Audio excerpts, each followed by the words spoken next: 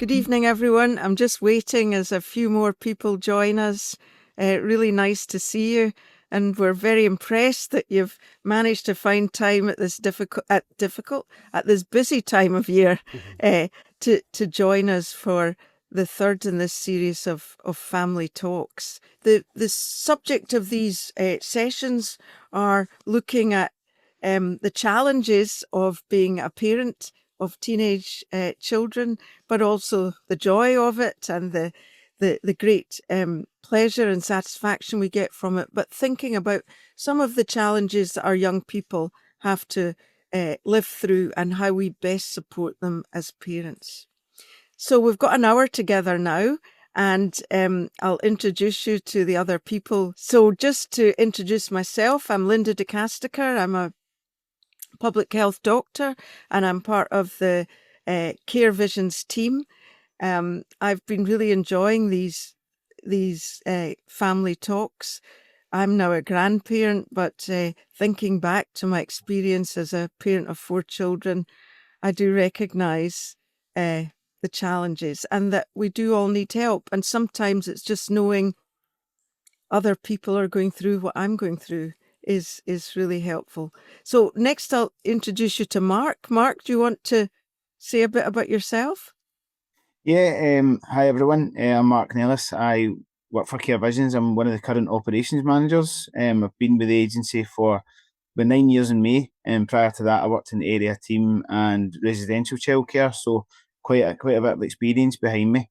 Very much kind of like Linda's saying. I've got kids of my own, and I take a lot of learning from this and things that that I can transfer. They're a lot younger than maybe the kind of the people we're talking about today, but hopefully you'll see that comes through, that a lot of the stuff that David talks about is transferable throughout the childhood years. My main role recently has been supporting foster carers and helping them support the children they care for through a wide range of age and stage. So hopefully I can add a bit tonight. Great. Thank you. And so David Reilly is our special guest today. He'll be known to a number of you, but I'll get him to introduce himself.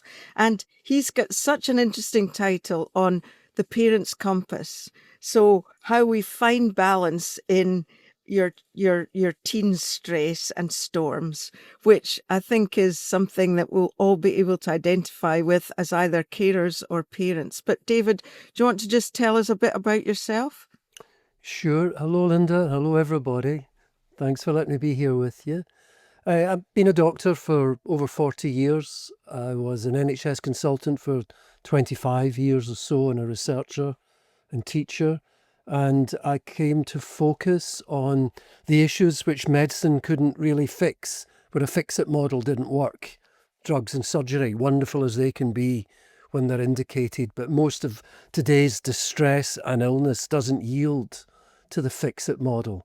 And so I had to start concentrating on the recovery capacity and the capacity for wellness and flourishing within people, and wonder how I could help people access that and release it and change their way of living and their self-care. And it was, deeply rewarding work as I saw people re-emerge from the sort of black hole of today's stress, mental and physical illness. Yeah, thank you. So what we're going to do this evening is I'm going to pass over to David, who's going to just talk through that subject. It's not like a lecture. David is just very conversational and easy to listen to, but he's going to speak for about half an hour, and then we'll have half an hour for more of a discussion, questions, people to make comments. So David, I'll pass over to you now. Thank you, Linda. I'm delighted to receive your comments or chat as we go along. And good that we've got some Q&A time at the end.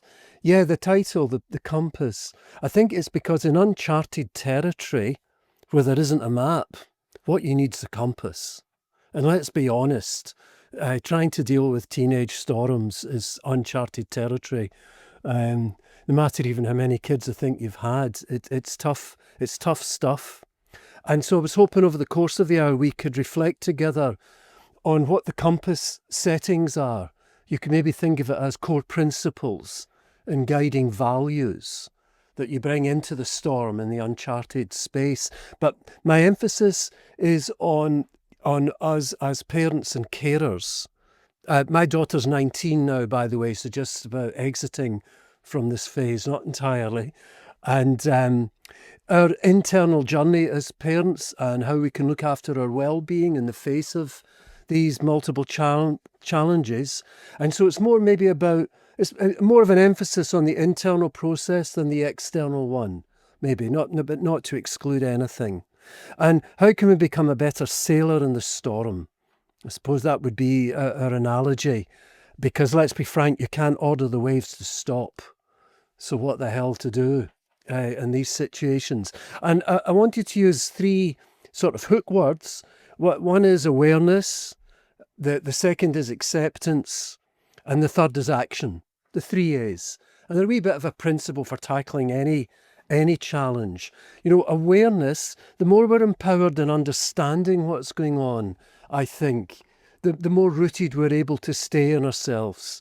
And I'd like to start with just even the biology of it.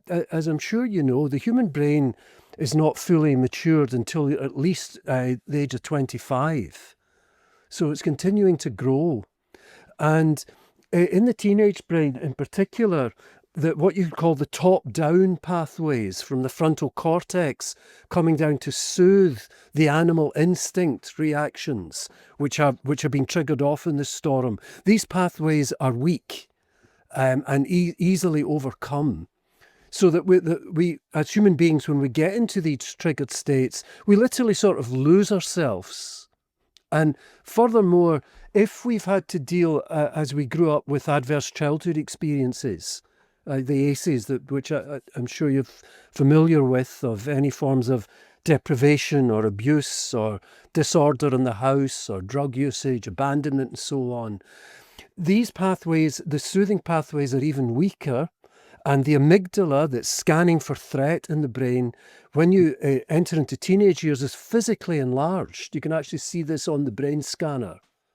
So fundamentally, there's a deep biological process going on. And it means that when we're in a triggered state, either as the teenager or the child or the parent, one of the things that the fight or flight response does, because in a way that's what we're talking about, fight, flight or freeze with a sympathetic nervous system storm, is it moves in and it says, right, you leave this situation to me. So these are quite primitive pathways, and that actually shuts down the frontal cortex actively, including in the parent.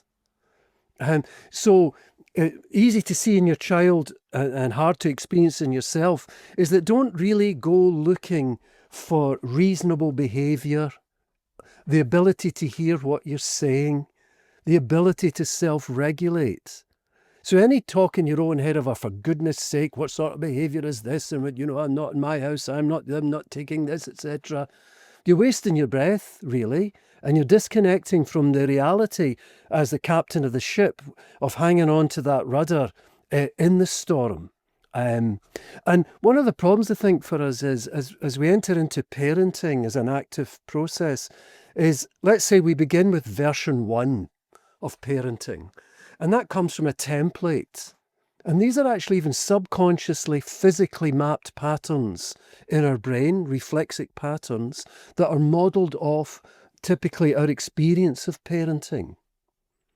And so they just come out, as you've noticed. And part of our job as we grow is to know that, feel it, recognise it, label it, and begin to reshape our patterning. And it was over my career, I thought one of the most exciting discoveries was this so-called plasticity of the brain, where I was taught that you're born with a certain number of brain cells, neurons, and then they just start dying off, and that's it. It was wrong. It turns out that every day the brain's making up to tens of thousands of brand new neurons, and is as dynamic as the muscles of an athlete, and beginning to regrow and reshape according to how the owner of the brain uses it.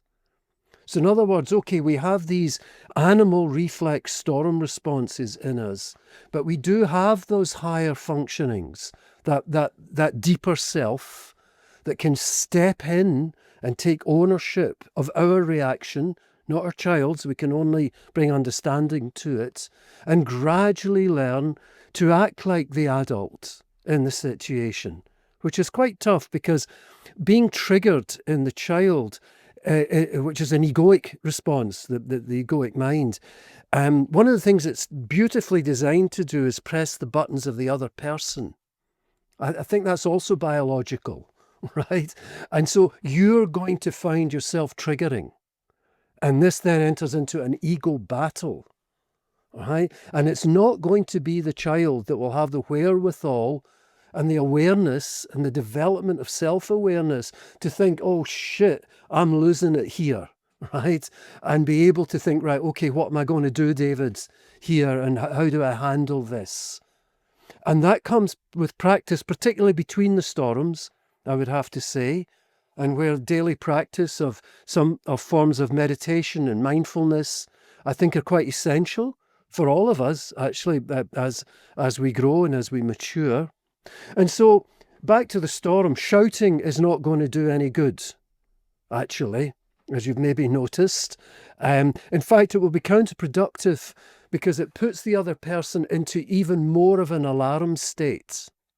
By the way, you'll see that what I'm saying here embodies principles that apply in adult arguments, as when both the children and the two adults are fighting and the two egos go to war, you know. So, and if you do that, the person's going to shut down more, and we're probably going to produce even long-term withdrawal from the child, a tendency towards withdrawing. So it's a high order as to what we might therefore do. So awareness of this biology and of the power of these things, the nature of them, the reflex nature of them. And frankly, can you stop yourself sometimes? Are you always able to stop yourself getting upset, getting angry, getting irritable, getting impatient, getting unkind? No, of course not. So, here's the deal. When you can get yourself under full control, maybe then you can ask your child to be doing the same thing, right? But for now, it's back to our own job. So notice it, label it, okay, and own it inside yourself, your own reaction. And do your best not to pour petrol on it, to catastrophize it and inflame it further. How dare they? And, never in my day, and anyone that would speak to me that way, and, and this is disrespect, etc., really pumping it up inside. And within this then, the very core to this, emotionally, psychologically, biologically, is the issue of perception. How the brain is perceiving things is how it will then react. And it's partly why, by even offering the things I've said so far, these can become foundational in eventually being able to see more through the eyes of the heart than the eyes of the head.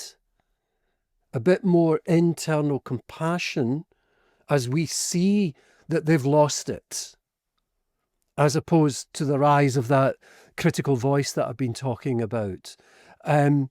But my favourite analogy for the centrality of perception would be a wee story that some of you heard me tell before. You're on holiday and you're having a great time on safari, and you're walking through the long grass, and then you stand in a snake, big snake. Okay, so have a reaction if you would, just for a second or two, and monitor how that feels. Can you feel some reactions in your body as well as mentally? Okay, you got that? All right, and then you stagger back, and it's only then you notice it was a rope. What happens now? Do you feel the change, the shift? And you see how the shift comes automatically? So you didn't decide to get nervous, and you didn't decide to shift it. What triggered these two states was the perception. In other words, the machinery of your mind And that's back to the amygdala that I was talking about, that principally is scanning for threat, interpreted the circumstance as a snake, as a threat. And if that's how, if we have a powerful negative perception of a situation, then where the mind leads, the body follows and the chemistry follows. So what we need to keep returning to, what is our deepest vision of this person in front of me? Because the behavior is designed to provoke your dislike, as you know, and your rejection and your hurt, etc., etc. And so it takes a lot to somehow keep returning to what I call the eyes of the heart, and to understand that this is a vulnerable younger person. And now, it doesn't mean we're blind to their behaviors, which might be outrageous, and they might need grounded, or the police might need phoned, or whatever it is that might need done, And it's not about passivity and not acting, but it's about the deep inner perception as we act. I like the quote from Churchill that says, just because you have to shoot a man, there's no need to be impolite, right? It's like, can we hold a more central place as we're dealing with this? So the perception is created and developed further after reflex perception by the stories that we're telling ourselves in our own heads. What story are we carrying about this person and about their behavior and about what we realistically expect of this individual? And that, as I say, will be easily turning a rope into a snake, or a heaven into a hell.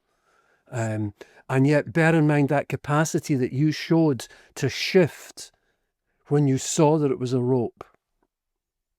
And that bridges me to the second A, acceptance. In other words, we need to really get it emotionally and within ourselves. The teenager's behavior is normal. This is normal. No teenager has to go to a class to learn how to storm or lose it, right? It's intrinsic.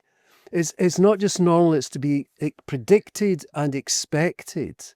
And so I'll go further and I'll say it's supposed to be happening. This is meant to happen. There's nothing going wrong here. This is not a moral failing on their or your part, or a failure of parenting. It's a normal part of the physiology of childhood. And full-on acceptance is not a sort of a judgment that I'm talking about. It's again, my favourite analogy here is, if you go out and it's raining, how does it go if you don't accept that it's raining? How does that work? Do you see what I mean? If you go to war with the rain, because this is what we do in our heads, and argue with it, it shouldn't be raining.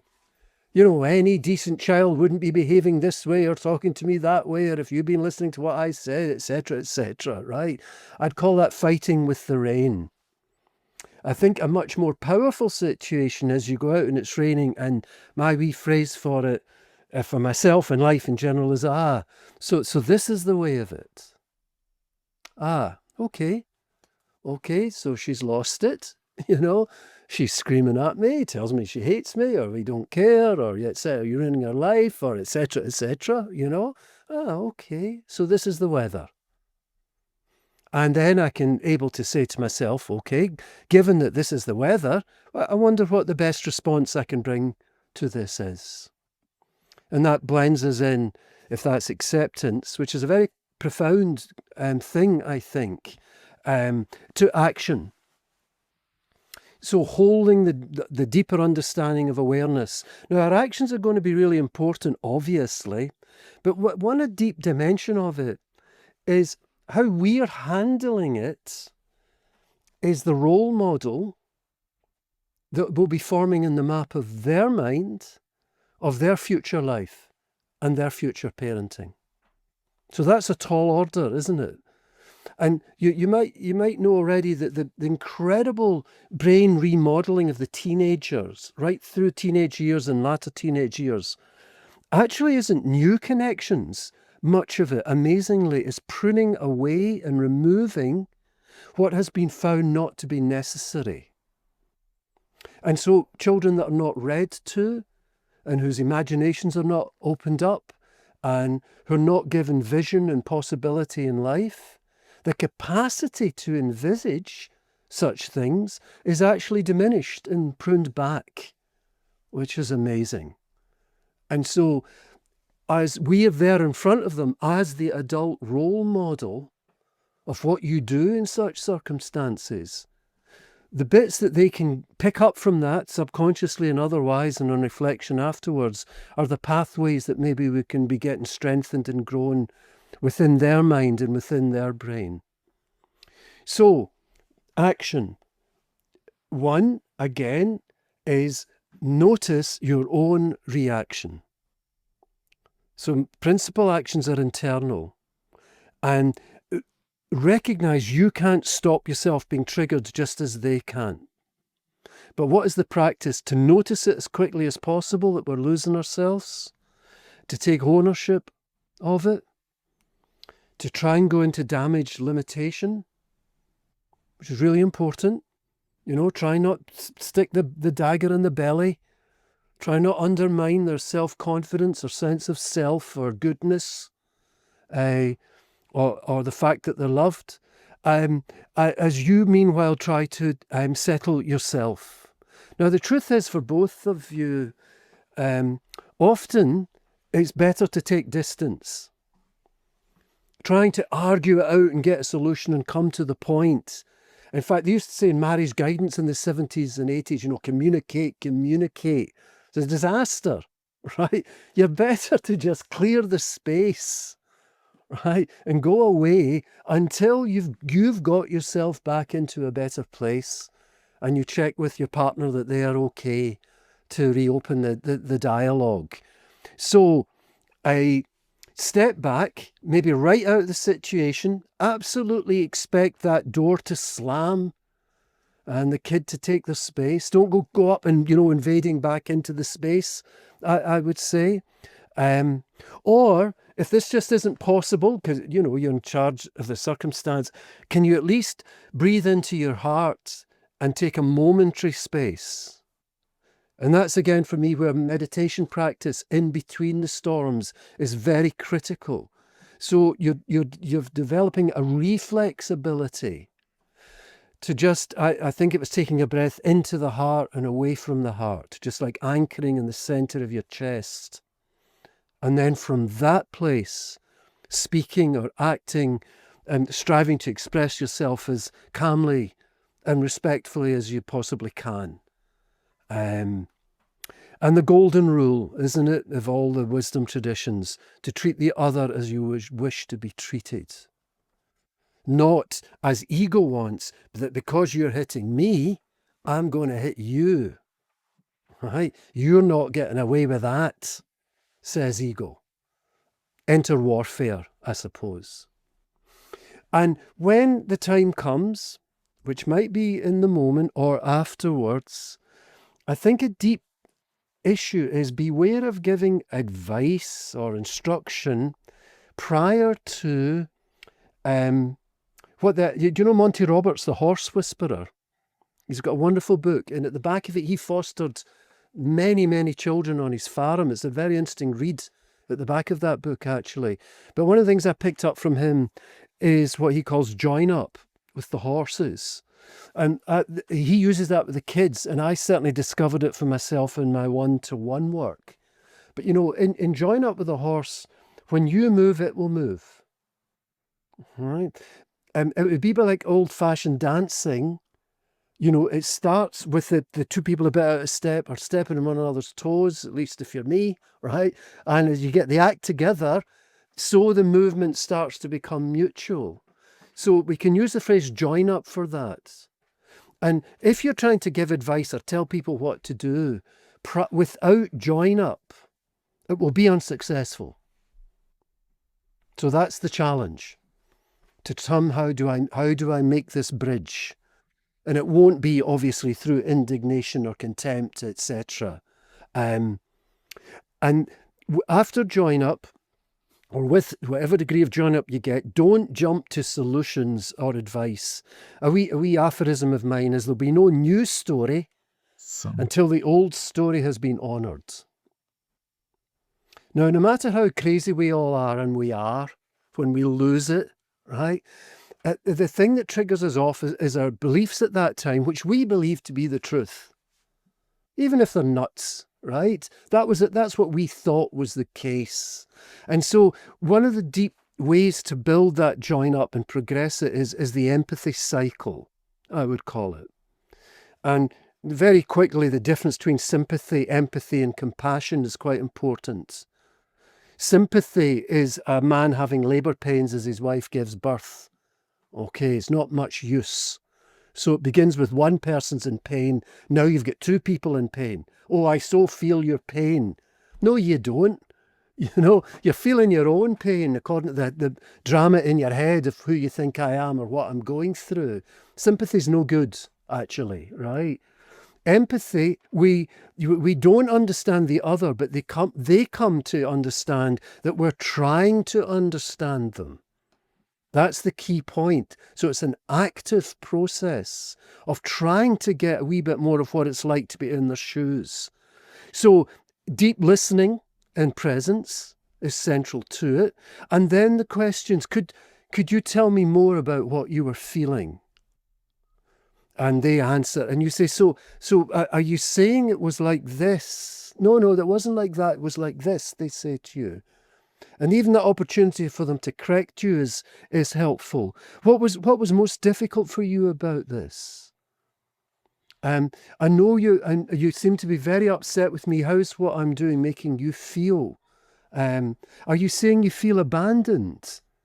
Are you afraid? So sometimes the offering of words will be helpful because the person can't articulate or doesn't know what it is they're feeling or have been feeling or why they're behaving the way. Is there anything that I could do to help you? And so we're validating, we're connecting, we're not agreeing with the underlying beliefs. We're not even challenging those beliefs at that stage. We're just allowing the pockets to be emptied on the table. And what empathy does, it is the foundation that naturally starts to trigger compassion. Now, compassion is the deepest available state to us, actually. In compassion, the heart starts to open. And we all know what that shift feels like. Moving from the head to the heart, really. And when compassion comes, we don't even need to talk about forgiveness. We get it, that this person at this age and this stage believing those things, with that drama and that heart inside them, were going to behave that way. And there's a quality of mercy within compassion, or you could call it, a prayerfulness for wanting the best for this person. So that's genuine love, actually, isn't it? It's not emotional. Maybe even currently, we're having real difficulty with them and we know that, but somewhere we're coming from a place that genuinely wants the best for them, as opposed to re-establishing our power or our esteem or our cleverness or whatever it is, or rubbing their nose in it. And against that, we set the context of our respective roles, and boundaries, I think, are really critical. One of us has to be the grown-up and set the boundaries. And it's not going to be them. And I find it helpful to explain, to sit down and say, listen, as a young person and a teenager, it's your job to probe the world and to find the boundaries and to push against them. That's your job. Okay. It's my job to set those boundaries and to defend them if I believe that it's for your good. And so somehow you and I together have got to work this out in partnership because we've both got a job to do. And are you up for it, for us to try and do our best with this. And then against that background, self-care, your self-care out with the storm becomes extremely important, doesn't it? Interestingly, compassion is one of the most powerful forms of self-care, because the studies show that when you put in the brain scanner and a state of compassion is activated, it actually activates the antidepressant center of the brain, the left prefrontal cortex, and just behind your left eye. And the person that benefits most from coming from a root of compassion is the person who's feeling the compassion. So isn't that interesting, that the best way to help yourself is to be with other people that in a situation that calls for compassion from yourself. And then I suppose, to finish in terms of self-care, the stuff, you know about sleep routine and not eating junk and not putting the alcohol poured down your throat and taking little breaks and listen to a track of music or hugging a pet or doing some journaling or dancing or getting into nature. You know these things, don't you? Who doesn't, right? That's not the issue. Information is there and overloaded. Your journey is, what would it take for you to actually commit to doing these things and to try to discover within yourself why you don't do them. And you'll be back to reflex perceptions and mapped stories and beliefs. And, my last wee thought is substitute your own pet here if you've got one, or an animal you like when I say it.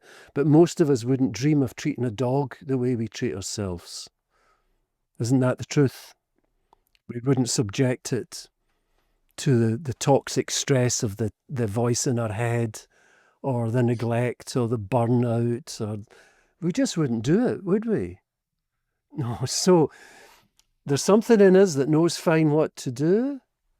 And if you could begin to understand that your own inner life is as vulnerable as the life within that child still, and that you're now its parent, self-parenting, and to think about that job and your responsibility for that job, because you're no use to your kid modelling self-neglect or self-damage or ending up burned out or bitter or complaining or victimhood, as you know, can run deep through parenthood.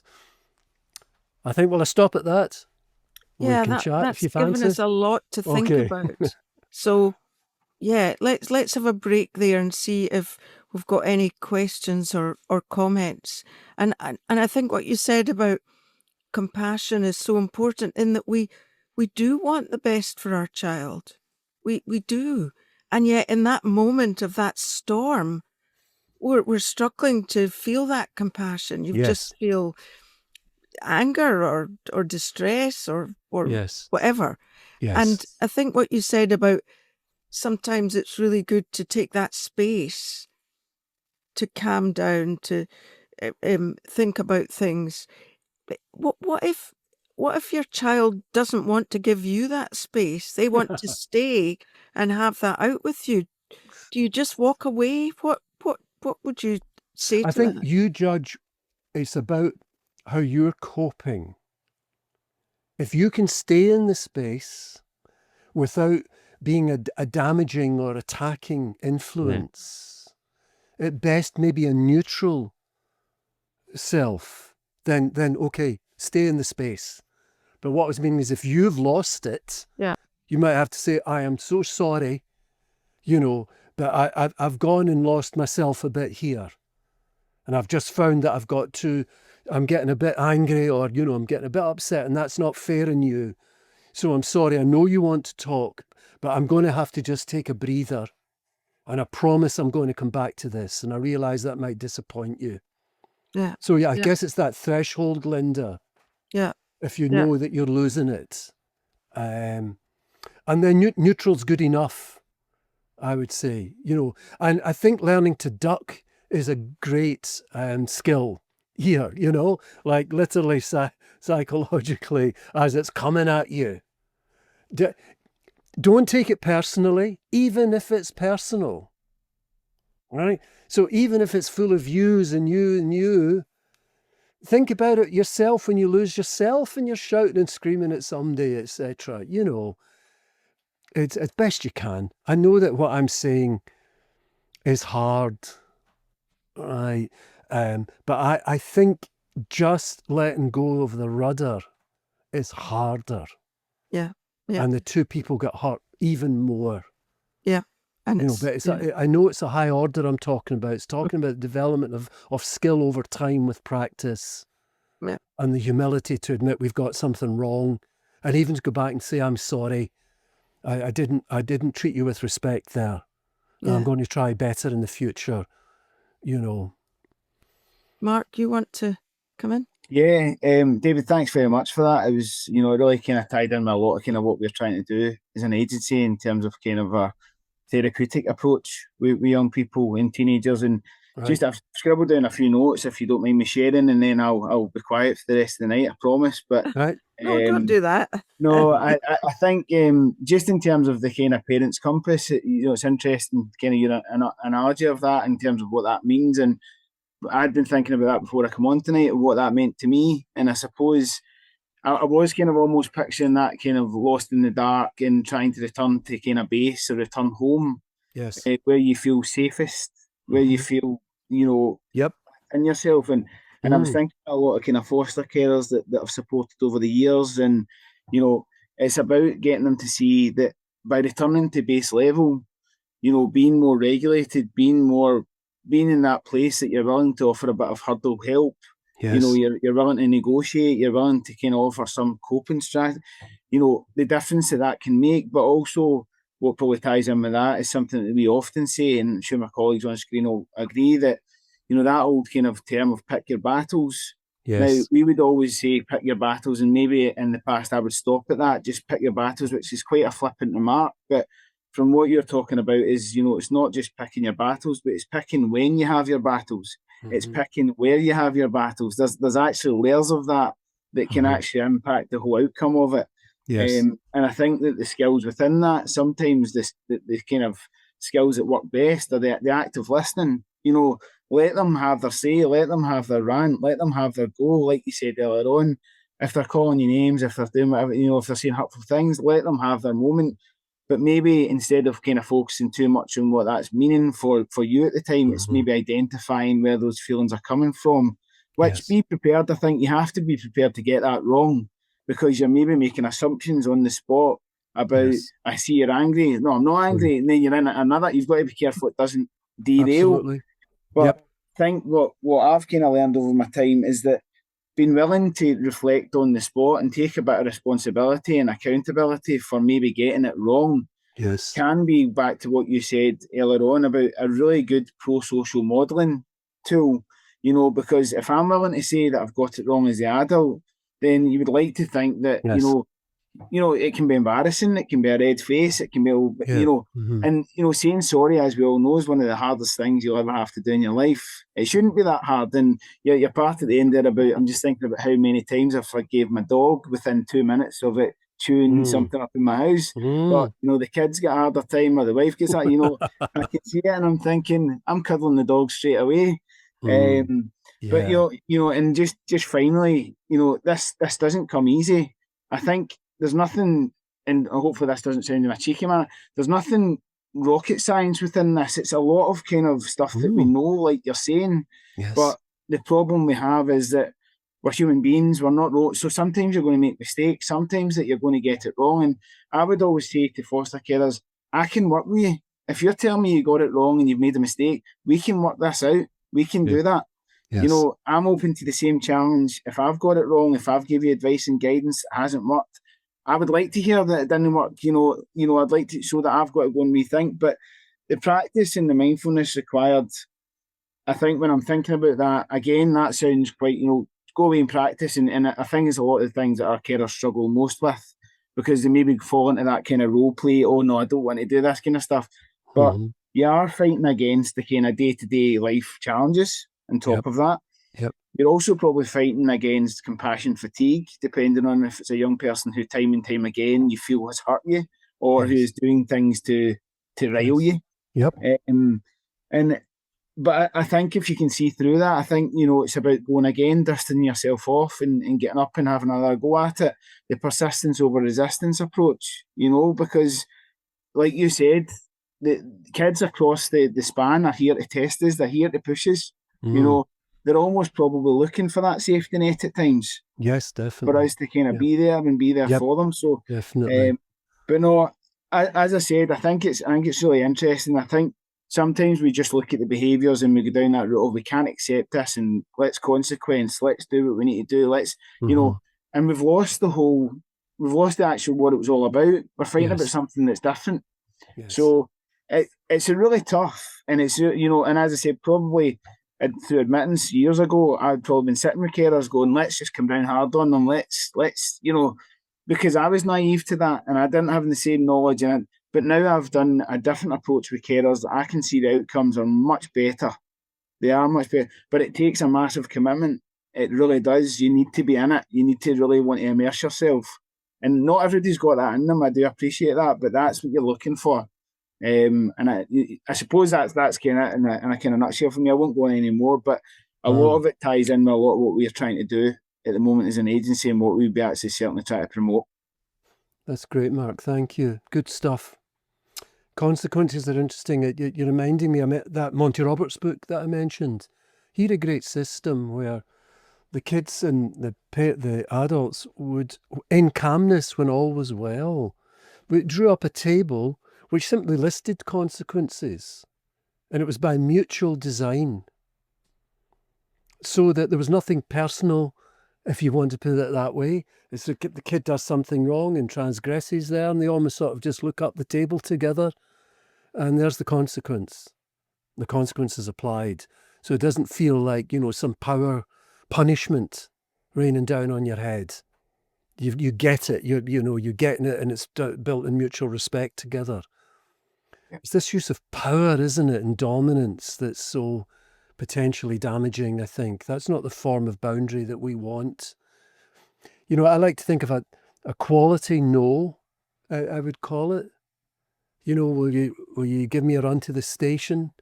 No, I'm sorry, I won't be able to do that. But, you're letting me down, and that's, you're always letting me down, and it's really bad.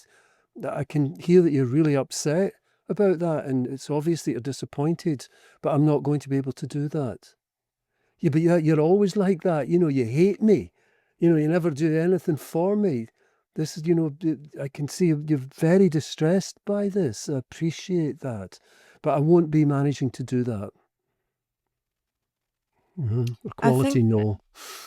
I think what you said as well about we can often replay the way we were parented. Yeah, I know, And it's frightening, my my part of my own experience was, it was about making you feel guilty as a young person. Oh, you've really upset me, and how could you have done that? you're And we're right. very hurt. And I thought, I'm never going to do that with my children. And of Right. course you do. You do. But it's your point about awareness. At least being aware, I don't want to do that. I can see I'm doing it. Yes. And I need to, in the bits in between, work on Yeah. avoiding that. Yes. Because I don't think it's ever Yep. a good strategy. And think how nice it would be as the child if at a later stage you went back in warmth, said, something, I behaved there a way that I tried to promise myself I never would, after my own parents used to do that to me. And I was a bit shocked and disappointed to hear myself saying these things, And that actually, the odd thing then is using the storming periods and in between them to be building together into the partnership work, rather than just like covering up that it ever happened. Yeah.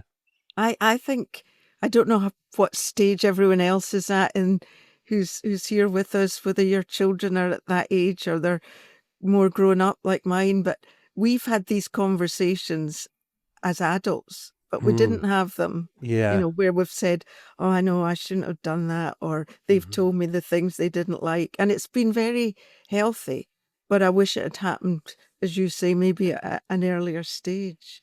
Mark, you've talked a lot about working with foster parents, and that must add extra stresses, and also the young people may often have had very difficult circumstances. How do you make sure that that foster carers are doing that self-care and self-compassion? Yeah. Because it can't be easy. No, no. I mean, it's something that we need to be passionate about as workers first and foremost. You have to practice what you preach. You have to be. We're quite good with the exchange model, Linda. We'll share a bit about ourselves, a bit of life, a bit of we do obviously within the boundaries and keeping it kind of safe. But we will talk about the nice times and holidays and Christmas, all this stuff together and our plans and you know um my carers kind of knew me inside out to a certain extent about what I liked and what I didn't like, and I felt like that kind of exchange model in two-way was how you got them to realise that. It probably goes back to what David says. I think empathy is one of our best tools. If you use it in the right way, and it's really it's really in your value base. Because I think we sometimes almost feel as if we're leading lives with the foster carers, depending on what kind of things they're dealing with. Sometimes you don't recognise it at the time because you're entrenched in it and you can't see the wood from the trees. And then you kind of you get through it together, and that's the compassion coming through. It's like, whoa, but actually we shared a bit of the okay, we aren't living in their house, and that's the difference. But we've got an out of hours service 24/7 that they can contact us if they need that kind of service. So we can live it with them to a certain extent. But I think with the kids that they care for, there's lots of other kind of complex layers within these children. David's mentioned kind of maybe triggers earlier on, and sometimes that's the bit that we struggle, because we're all feeling about in the dark sometimes, because actually if they've been accommodated from a background of, we kind of know some of it, but we don't know everything, then sometimes actually carers might try something that sounds perfectly appropriate, perfectly sensible, Yep. and before you know it, it's went 0 to 100 in front of your eyes, thinking, "Woof, what happened there? Like, how did that?" Yep. And it might not even be something they've said. It could be a smell in the house. It could be a noise that's went off. It could be the fabric softener. It could be something like that, which isn't obvious in front of your eyes. I mean, you would have to think long and hard about, what have I done there? How do I self-reflect on that? So, but the self-care, we offer kind of peer support groups that carers can join monthly. We're very kind of we're pushing towards kind of linking in with mentors, that more experienced foster carers that they can kind of tie in with. But we also really big on support networks, and that's something that you really need as a foster carer. It's not, for me, a job you can do on your own. These children are very complex. You need a break, and some people have kind of difficulties with that at times. But then you have to, if you're a parent, well, we've all had a break as a parent. We've all had a break. We've all had grandparents that the kids have went to or whatever. So it's sometimes trying to get them to see that. But I think where carers find it the hardest, and where self-care sometimes falls to the wayside, is that they're under a microscope, unfortunately, because they have to attend meetings and attend and give their overview, and they may have 3 or 4 people around a table who maybe shouldn't be judging them, but certainly comes across that way at times, that they might say you shouldn't be doing this, but might not bring a solution to the table. That does impact a carer, because they go then away and worry all night and panic, and self-care's out the window. So it's something that we push, and we're trying to make much more of a community within Care Visions. That's our big focus at the moment, and a bit like this tonight, we would love to see more carers on stuff like this, just to hear that we all have the same struggles at times. Exactly. There's a great question in the chat. Is it ever too late? What if you've been getting it wrong for too long as a parent? That's a great question. How would you answer that, David? Well, it's never too late to start again. What will happen, we don't know.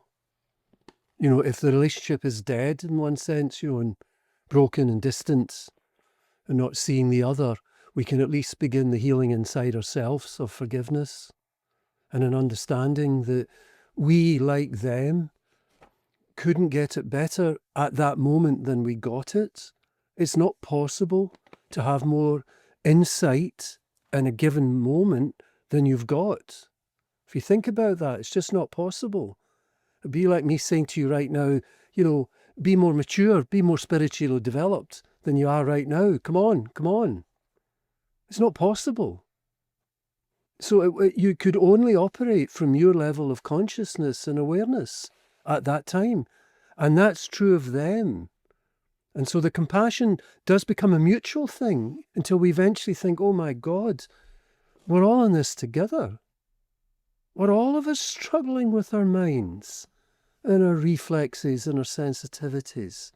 So I would say it's never too late to begin a healing process. This would be like even with a dead parent or, a relationship that's gone wrong or an ex, because what you're dealing with at that stage is the parent in your head or the ex in your head, and if there's hatred there or lack of peace of some type, you can get to work to restoring peace within yourself. And if you're still in relationship, that's saying shared space and contact, I would absolutely say we can start again, yes. But I think as we were saying earlier, as you were saying, Mark, admitting that, I didn't do this well. I've really realized now that I've made significant mistakes. And I didn't realize it at the time, and I'm sorry. And I'm wondering if you'd be willing to start working with me again. That's would be my experience. It is never too late. Yeah. And Lynn's brought up the same point. You can only do your best with what you know at the time. So that was exactly what you're saying. When we know better, we can do better. And there's a real freedom in accepting that, isn't there? Yes, there is. There is. And what does everybody want and deserve but some sort of inner peace? So any view that we hold within our being that disconnects us from our peace, that perception should be questioned. It's not sacred. A perception or a point of view is not sacred. Right? It's just a perception and a belief and a point of view. And how do you know you need to question your thinking? Because it'll be triggering suffering in yourself or other people around you. If your thinking is causing life to flourish in you and the people around you, then those thoughts, those maps, they're your friend. They're okay. You don't need to go around in constant introspection. But if you're losing yourself, if you've lost yourself, start questioning the perceptions. And I think, Mark, that example you gave, like the fabric conditioner or whatever, and the how uncharted that territory is. The jargon term is hypervigilance. So that's the amygdala that I mentioned that's scanning subconsciously. And it's as much a mystery to the person themselves as to the carer often. And that might take decades for the inner processes to judge that it's become safe enough and coherent enough to begin to make those connections and understand where that triggering's coming from. And all that we're saying at this moment, I would embrace within the concept of compassion. We need to get beyond it being about emotion at all. It's the deeper we really begin to get it and see how difficult it is to be a person. Never mind a wee person or a young person trying to make some sense of themselves, their mind, the world, their crazy parents or carers. God help us all. And David, just on that point, just like you're saying there, we are incredibly hard on ourselves. We are really, and how do we buck that trend? Because we're teaching those younger than us to be incredibly hard on yourself. Yes. So how are we ever going to change this without it blowing up? It's true, Mark. The way we treat ourselves internally ends up as the model of how we treat others. Now, not initially.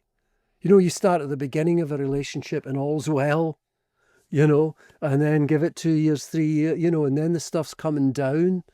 You know, how we eventually come to treat others is deeply related to how we're treating ourselves inside. So the one place you can really start making a difference is internally. And for that, you're going to have to get around your own mind. Now, one of the reasons I used an image, you know, a pet, you could think of a little child, vulnerable child inside, or you could think of a plant.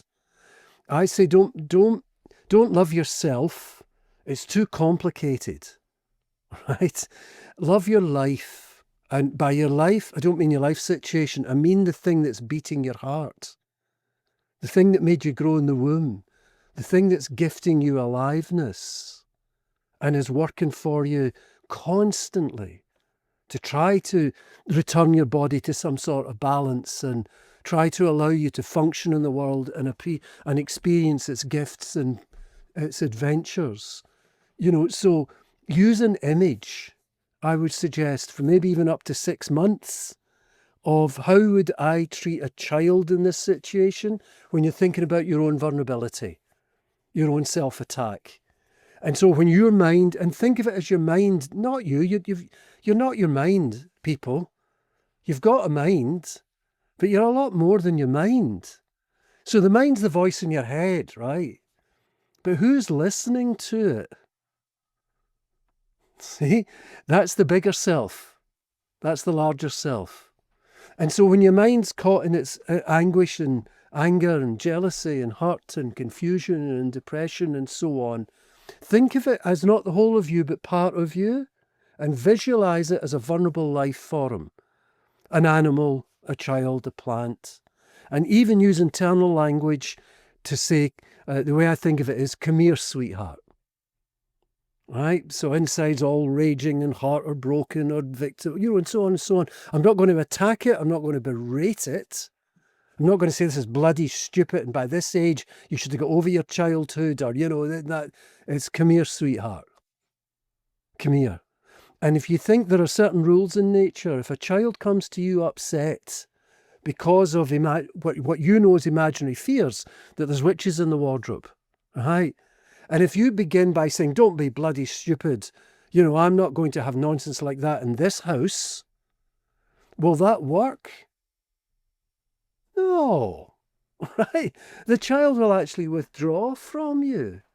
The first thing you do if you think of your first instinct is you'll say, come here, sweetheart, and you'll hug the child. That's a non-verbal thing, isn't it? Safety, acceptance, non-judgment, being there for them, a spirit of caring. And that's the join up. And once you've got the join up, then you can begin to say, oh my goodness, really? Tell me about it. I feel this, I feel that. I saw this, I saw that. It makes me, okay. What do you think?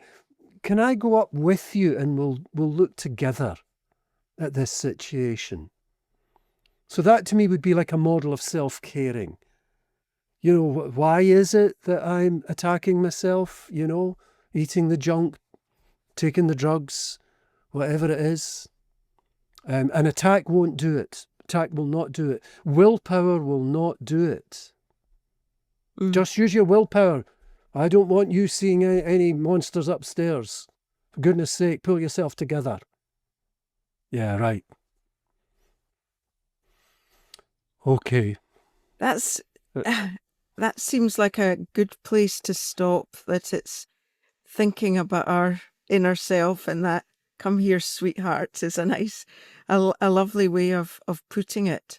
So I'm going to draw this to a close and thank particularly David for all his insights and for putting it across so in such an accessible way and making us think. And Mark, too, your insights and how you approach your job in particular and supporting foster carers is really helpful for us all. And thank you to everybody and for those who've made comments. So I'll finish now, and thanks to everyone. Thank you, and thank you, everybody. Thank you for inviting me and spending time with you. Yeah, thanks for your time tonight, folks. Thank you.